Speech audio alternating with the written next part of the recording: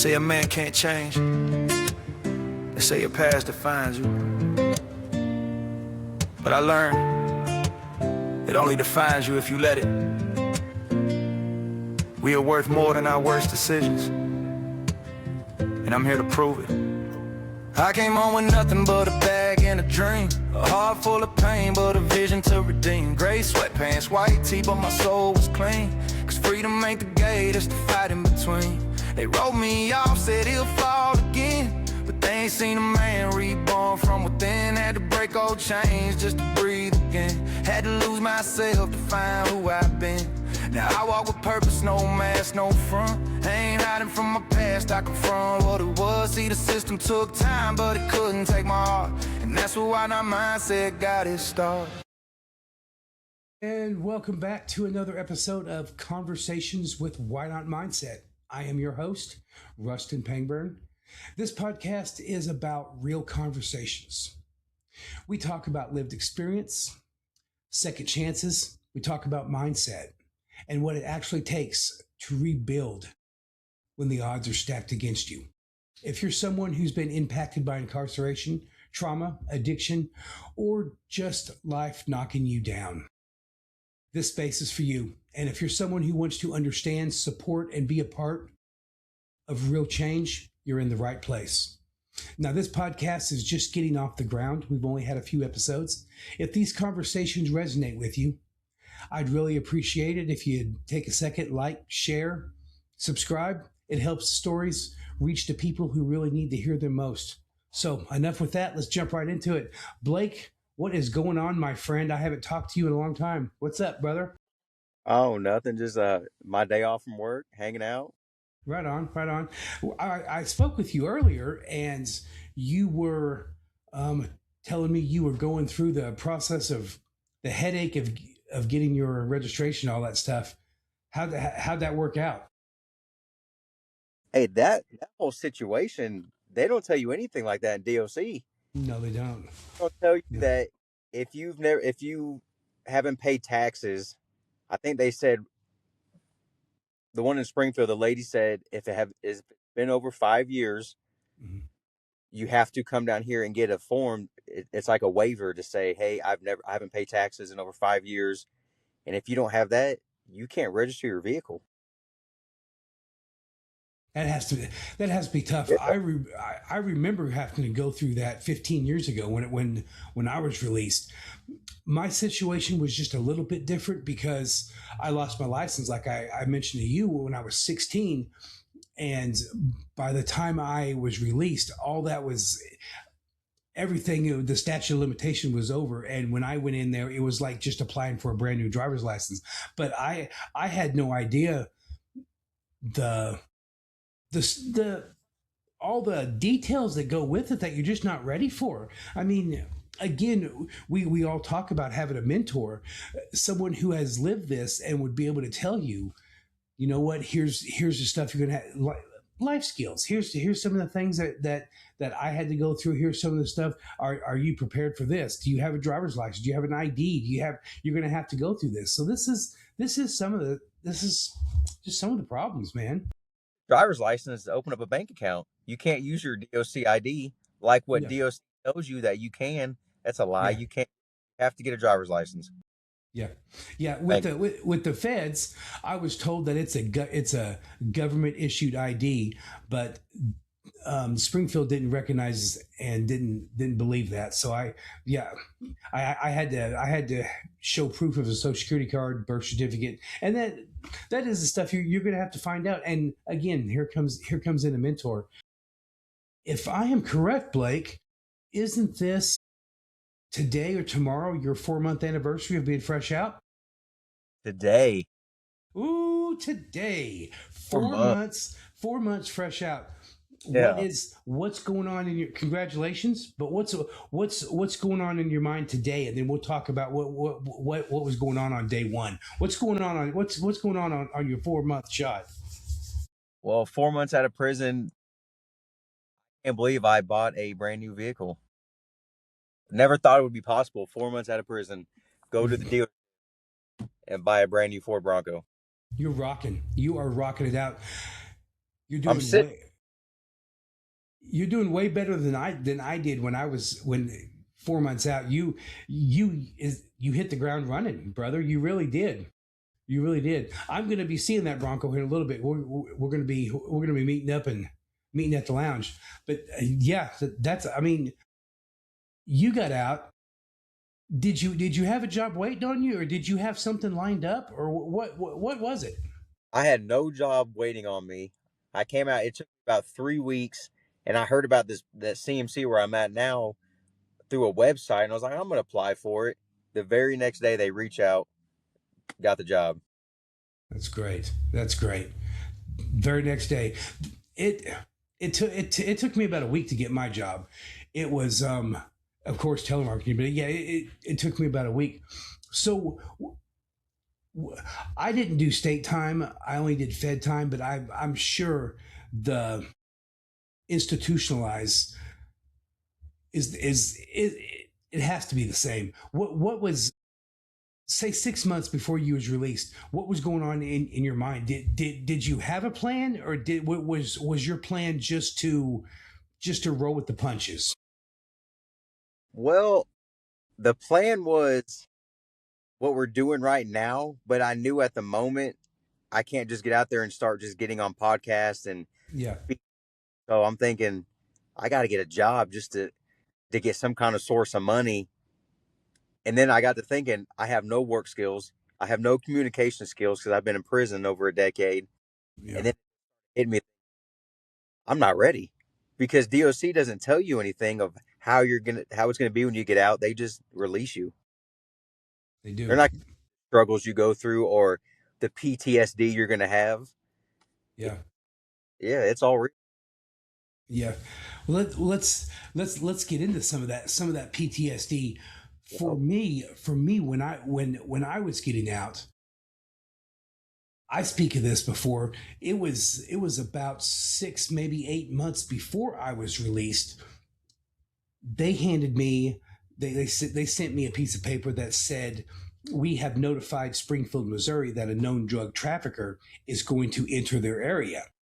And I was like, wow, this is just putting me right out on Front Street. And then I got a letter back from Springfield, Greene County Sheriff's Office, that said, we accept a known drug trafficker entering our area.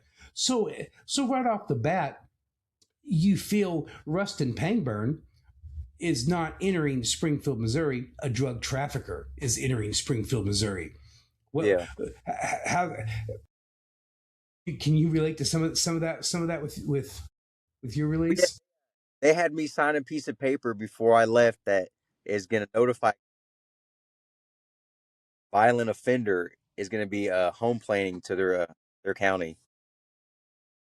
Hang Oh, hey, this guy's gonna be showing up, but we don't need his name. We just know that this is a violent criminal coming back.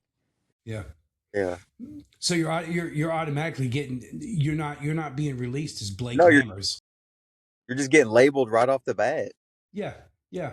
So you go in, they strip you from your name, they give you that number, and then you live with that number. You live with that rigid, controlled environment. You live in that, and then when you get out, you you're still having that stigma, and you have to reclaim your name.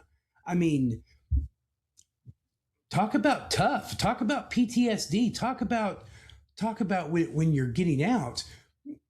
The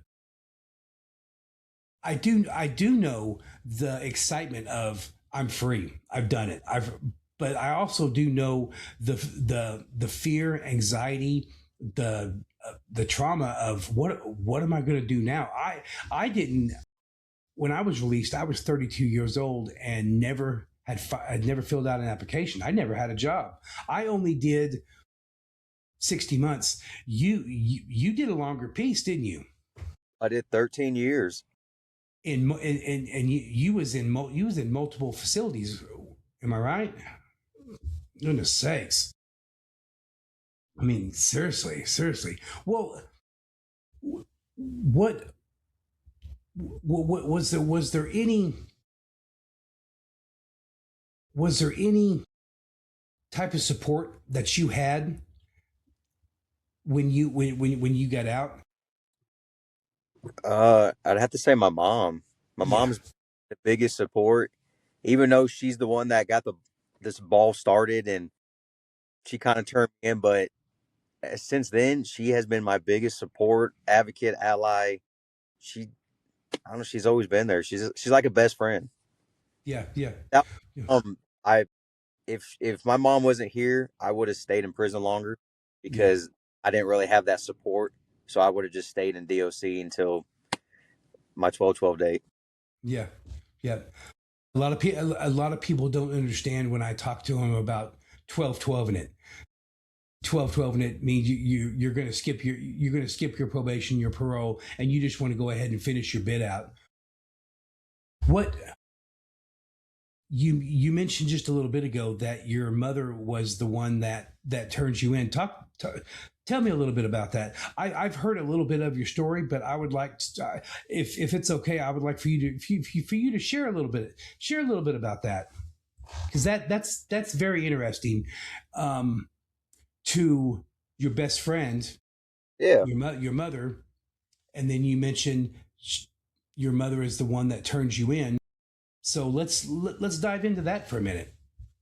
Well, it all started November 12th. Uh, she found a couple gun receipts in my jeans pocket when she was doing the laundry. And previous before that, I was talking about either harming myself or others. And then when she found the receipt, it almost kind of solidified it that, oh, man, my son might actually do something. She was more thinking myself, but at the time, I didn't know what was going to happen. And then she confronted me. I told her I bought the guns. I didn't have the guns on me. They were at someone else's house. And then the very next morning, she was like, I got to do something. So she notified the Polk County Sheriff's Office and they came and found me. And Tough. I never got out of jail that day. So she turns you in, and it was that day you went in. How was that? How was that in your mindset? Knowing, I mean, I know I'm kind of I'm diving a little bit deep into the mentality, but how was that knowing your mother turns you in? Was it a betrayal, or was it an understanding? Take us through Uh, that, man. I didn't know my mom turned me in until we talked on the phone.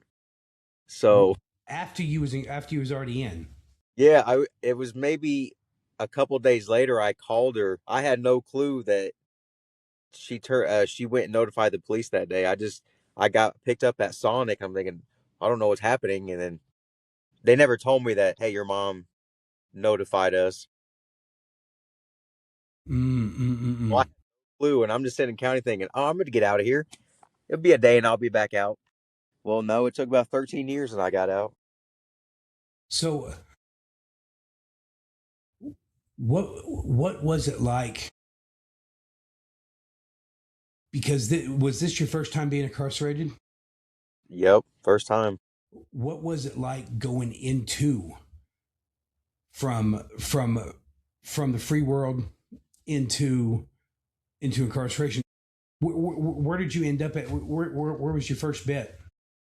I started at I was 21 years old and went to a maximum security unit at Jefferson City. Ooh, okay. 21 years old, and I'm thinking there's guys here that are never getting out, lifers, and I'm thinking, man, I do not want to be here. No, no. Oh, None of us do. None of us do. How long do you think it took before you were institutionalized? Did it some people say it, you jump right in it, you get with the program 2, 3, 4 months into it. Some people say it takes them a couple years. How long was it for you to be before you felt like you were comfortable in the rigid, controlled count time environment? man. I think it's when I left county jail and went to DO, because then I knew this is real. Once the gate shut at diagnostics, it all hit you like, wow, this is my life now. Yeah, that And first day. they put you in high security. So you were in there with Yeah, with people. the in the Yeah, real. Yeah, you were in there with the real. yeah. I was Yeah. just a 150-pound 20-year-old kid. I'm thinking, man, I should. This is not me. Yeah. I should. Yeah. Yeah. Yeah. So did these gun charges and this going up, what was it that led to going and getting guns and going and was there something going on? Was what is there something that you'd like to talk about? Is I want to say when I stopped taking my psych pills because I was on psychiatric pills for my depression and anxiety and all that. I want to say when I quit taking it and tried to go off cold turkey, my brain just it went haywire, and whatever first thing that popped in my mind, I would always try to set out and do it. And at that moment, it was you have to go buy guns, and you just have to see where it goes from there. And I'm thinking I gotta do it now, and that's all it took was that first thought pop in my head, and I'm running with it. did you have a plan? Nope. It was Just just buy the guns and whatever thought comes up next, go from there. There was no plan. It was just spur of the moment. and how old were you? I was 20 years old. 20 years old.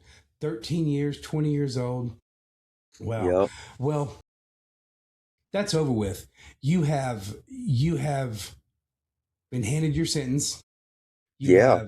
You have done your time. You've done your bit. You have. May I ask? There were no victims in your crime. No If victims. There's if me, if no co-defendant, no victim. It was if I if I all am thought.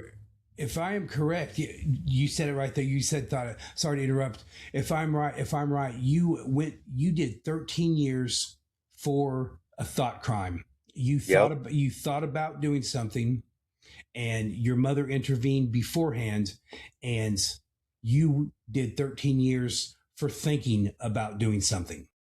Yep. That's all it takes. I don't know if it's still like that right now, but back then it seemed like that was all it took was a thought. But everybody has a thought of something. All the So time. if someone gets charged, it's almost like the whole society gets charged for thought of something. It, Everybody, there wouldn't be a person free right now if you could be arrested for your thoughts. Everyone has moments when they think, you know what, nah, I don't like this person that just cut me off. I don't like this person that just jumped in line in front of me. I don't like this person that just flipped me off. you know, I have a hard time when I'm driving the truck. When I'm driving the truck, that is, uh, it's really hard not to have road rage when you're driving a semi truck and you have regular cars that want to like cut you off. And so again, we all have bad thoughts, but should we be arrested for them? no, I don't think you should be arrested unless you act on it Mm-hmm. and you're really set out to do that crime. But just having a thought, people have thoughts every day. Yeah. Yeah. Yeah. But it Does also it? because I went to prison, I didn't get out and go back to that same lifestyle that you can change. Anything is possible. If someone says that since you've been in prison you can't succeed in life, they're lying to you because you can succeed. It's change. Change is possible. I've said on podcasts plenty of times, real transformation is possible on the inside. I went in at 486 pounds and I walked out at 189 pounds. I walked in just completely out of shape and I left running 9 miles a day. Transformation is possible. Change is possible if you want to change. That's Yep, the that's the key. Yep, that's the key. Well, let's move away from that. You got square with the house. You paid what was owed. Yep. Then when you get out, you're expected to just flip a switch and fit right back into society. And we both know how that works. How was that for you, flipping that switch and letting society expect you just to jump right back in after 13 years of your charge and carrying that label instead of being Blaec Lammers? Talk to me about that. You can't flip the switch. And it's been 4 months and I still struggle with it every day that should I go back? Am I better off in prison? I don't know how long it's going to take for me to actually flip the switch off or just get rid of the whole light switch off the wall and never think about it. I don't know when that's.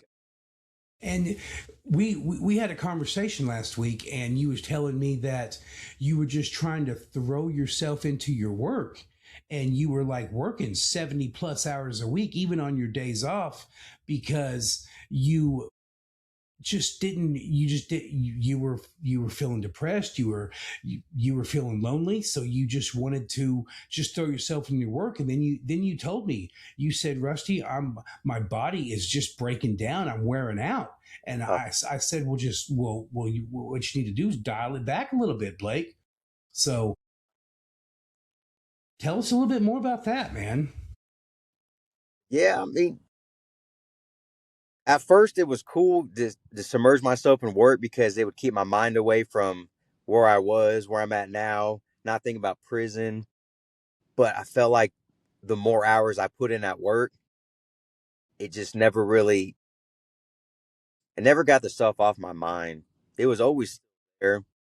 It's just my body would hurt more. I just stay tired, and you don't want to burn yourself when you get out of prison. You kind of want to take it slow, but not too slow where you're really not going anywhere in life. I think about a 40 to 50 hour work week.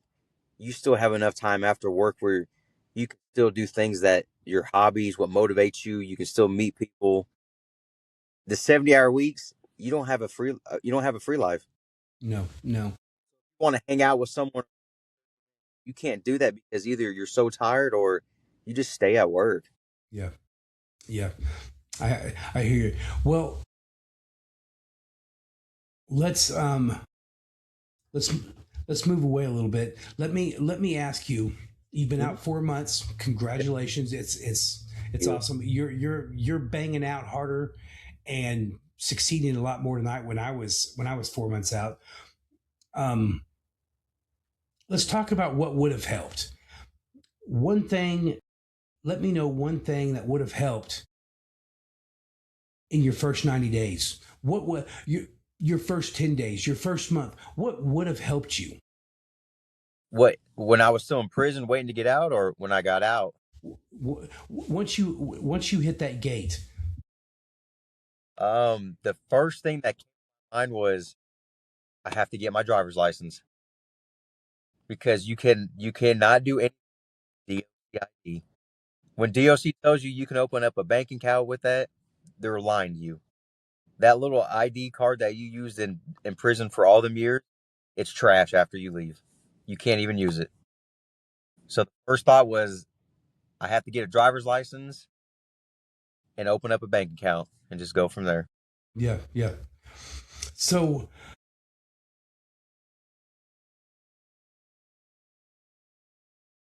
uh, I want to I want to make sure I do you feel if you would have had a mentor, if you would have got out and had someone to say, to come in and take you out to coffee, to come and say, hey, Blaec,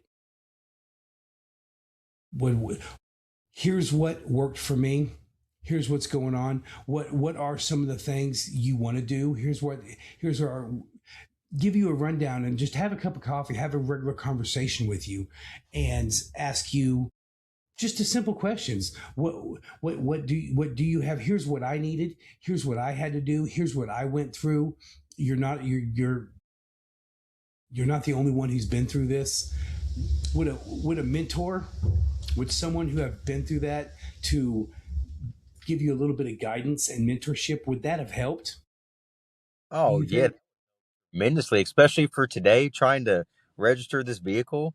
If someone would have told me I went through the same issues when I got out and tried to do the same thing you did, if someone would have told me that, probably the day I bought this vehicle, oh, it would have helped. Yeah, Just yeah, that you're going to face these struggles in life, but no one in the past, no one in prison is going to tell you that you're going to face these struggles. They almost want you to struggle out there so you do something to come back. yeah, I yeah, feel like that's why there's really not a whole lot of programs or classes in prison to help people really succeed, because they want you to come back. It's job security. They yeah, don't want you to eat out there. yeah. What? Talk to me a little bit more about you wanting to go back. When we talked last week, you mentioned that you got a hold of your PO and you told your PO, "Hey, I'm thinking about just wanting to go back and just 12-12 this." What led up to that, man? Let's talk a little bit more about that. It was all them work hours. It was just constantly submerging myself into work and not thinking about anything, just staying at work for crazy amount of hours. But then it's not going to help anything. Those thoughts were just always there, that when I was in prison, I didn't have any responsibilities. I knew when chow was, when rec was, when to wake up, when to go to bed. I knew all that and it was easy. It's just when you come out here, there's none of that. You have to make your own structure, because the day you get out, there's no structure unless you make it up. You have to make a form of structure like you did in prison to navigate your day. And I wasn't doing that at first. No, when when I when I was released, I ended up at the halfway house, and they gave me and I ended up there. It was about 6 o'clock at night. The next morning, I went into the director's office at the halfway house, and he handed me a 2 week bus pass, and he told me, "You have 2 weeks to get a job. Your bed's very important. It's very valuable. If you're not going to contribute, then we will send you back and we can fill your bed. We have," and he showed me a stack. "We have a stack of people who wants your bed. So you have 2 weeks to get a job." And he shook my hand and said, "Good luck." And that was the end of the conversation. Yeah. And again, Blaec, I was 32 years old. I never had a job before. I didn't know how to fill out an application. So to that, I say, when I was in prison, there was no speakers to come in. There were no mentors to come in a year out, 6 months out, to say anything. There were no speakers to share their lived experience and to share what they had to go through. And I want to say, why not? Why not have someone? When I was released, I didn't have any guidance. I didn't have any blueprint on what to do next. And again, to that, I say, why not? Why isn't there something like that going on? And that's what I'm trying to. That's what I am creating with the Why Not Mindset program, is to provide all the things that I didn't have, to provide the things that you didn't have. Wouldn't excuse me, wouldn't it, how differently would it have been if someone like me, I am a mentor. What would it be if someone like me would have reached out to you, or you reached out to me, say a year before you was getting out, and you started corresponding, and this person said, "So what is it that you do have? What is it that you need? What is it you want to do when you get out?" And being able to keep in contact with that person, and then when you was released, they could pick you up at the Greyhound bus station, take you to a restaurant, get you a bite to eat, let you know what, you're not a number, you're a person now. You did your bit, you're square with the house, and let's let you let your mind unwind for a night or two, and then I have a couple of these options lined up for you to maybe have a job opportunity. Mm-hmm. And then first thing what you're going to need to do is you're going to need to get some identification. You're going to need to get a social security card. And in order to get that, you're going to need to have an address. And all that could have been done and figured out a year or 6 months while you were corresponding with Mm-hmm. with the person while they're in it. And that's what I'm trying to do is reach people. I want to reach people before they're released. I want to start investing in people before they get released. I always say I want to redefine what second chances mean. I want to redefine it because when I got out, it was just a bus pass, a handshake, and your clock's ticking. So if something like that was to come your way, how would that have changed the outcome of where you're sitting at right now? Oh man. I think these 4 months would have been way different than what it is now. Yeah. If I had for at least 6 months before I got out of prison to help me understand that what I'm going to face out there, the struggles, just to navigate society, I think I would be in a different position in life Mm-hmm. within 4 months right now. Who knows what could happen? Maybe it wouldn't be at the job I'm at now, or might have been, but just to have someone there that has been through the same thing and can help you, even if you don't want the help, they're still there to just to talk to. It would help instead Yeah. of getting out, walking out the front gate, and my mom standing there, and they're just like, "All right, hopefully you don't come back." I was like, "Okay, that's some good reassurance." Yeah. There's Yeah. nothing there outside that prison gate that was just like, "Hey, go to this address, call this person. There, a job lined up, get you an ID, bank account, hygiene. They don't give you any. There's no hygiene. There's no clothes. You have to get all that yourself. And if you don't have family out there to help you, it's like a lost cause." And that's what I did. I chose not to go back to my hometown of Joplin, Missouri. I chose to go to Springfield and stay in Springfield because I knew that if I went back to Joplin, there was only one path for me. I knew if I went back, the past was going to welcome me with open arms, and I wasn't going to jump back in that. You and I have different backgrounds, but we have the same. We face the same demons You know, inside. So let's move on to a little bit of emotional reality. What situations have been the hardest to navigate emotionally? oh, I've never thought of that one. Negative self talk, There you go. telling yourself that you are is that statistic and that number they gave you the day you went to prison, that you're never going to be anything when you get out. You're not going to amount to anything. You're just going to be that number your whole life. It will never retire. It's always going to stay active. It's just not telling yourself that there's more to life out here, because if there's so many people you can Google and look up on YouTube that have been to prison, have got out, and have been extremely successful.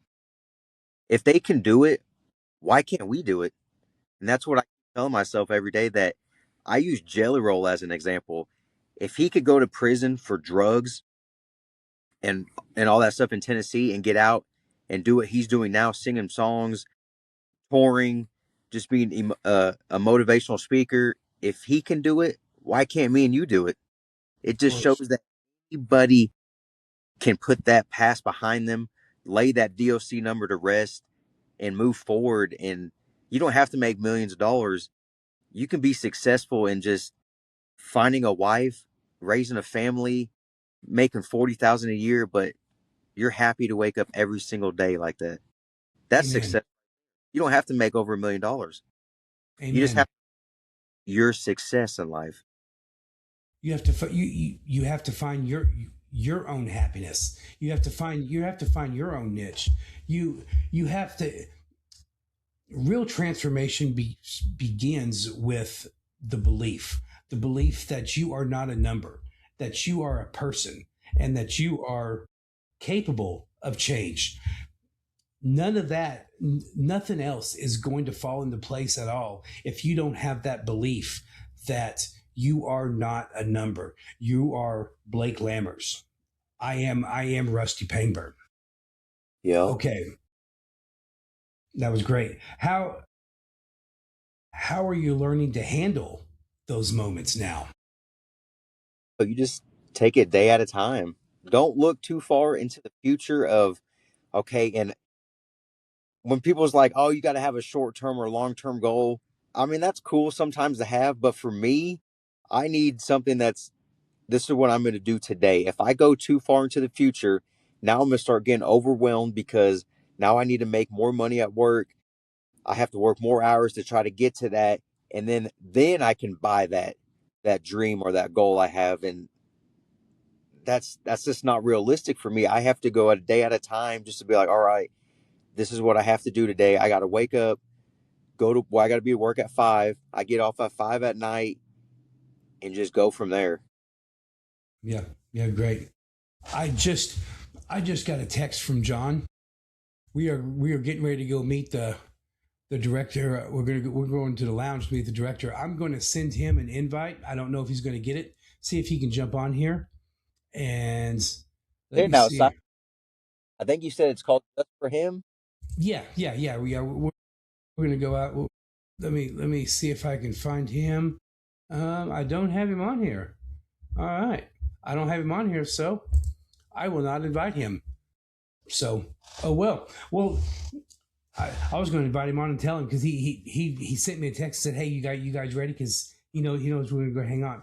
Well, let's go ahead and close out with just a couple questions. I like to ask all these couple questions. But first, what are you proud of yourself for surviving these first 4 months? Man, what am I proud of? Yeah, The first thing is the job. Just this getting a job that this job is all about second chances, and not just second chances, it's faith-based run. So every morning they worship Jesus, they pray, and it glorifies him. And I hate it. Without CMC, none of this would be possible. I don't know where I'd be at right now. yeah. We are CMC and Why Not Mindset. We are working towards a great relationship. I'll talk to you a little bit more about that after the recording. But just a couple more questions, man, and we'll close this out. What would you tell someone inside getting ready to hit that gate? Ooh, that you can succeed in life. You don't have to just listen to all the horror stories that people tell in prison every day. But the thing is, I believe you have to, you can't go back to the same environment where you came from before you got arrested, be around people, because more likely you're probably going to fall back into the same trap as what led you to prison. I really believe you have to change your environment. You have to go to somewhere almost completely new to you. But while you're there, find someone that has been through the same thing as you and connect with them. You got to find. A mentor. Find someone who can offer you a little bit of mentorship, offer you a little bit of guidance. Hence, Why Not Mindset with this is why I created Why Not Mindset.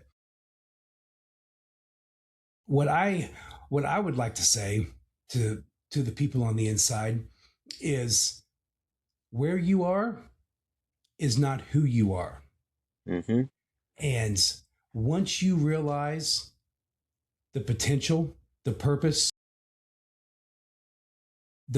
of your potential, You know, the chains will fall off before the gate even opens, is what I would like to say. Now, the last question, I do go and speak in universities and colleges, and I speak with the criminology students. What would be your message that I could relay to the future, the next generation of change makers, lawmakers in the criminal justice system that are faced with stories just like yours and mine, what would be your message to them? I would say don't judge someone before you really get to know them.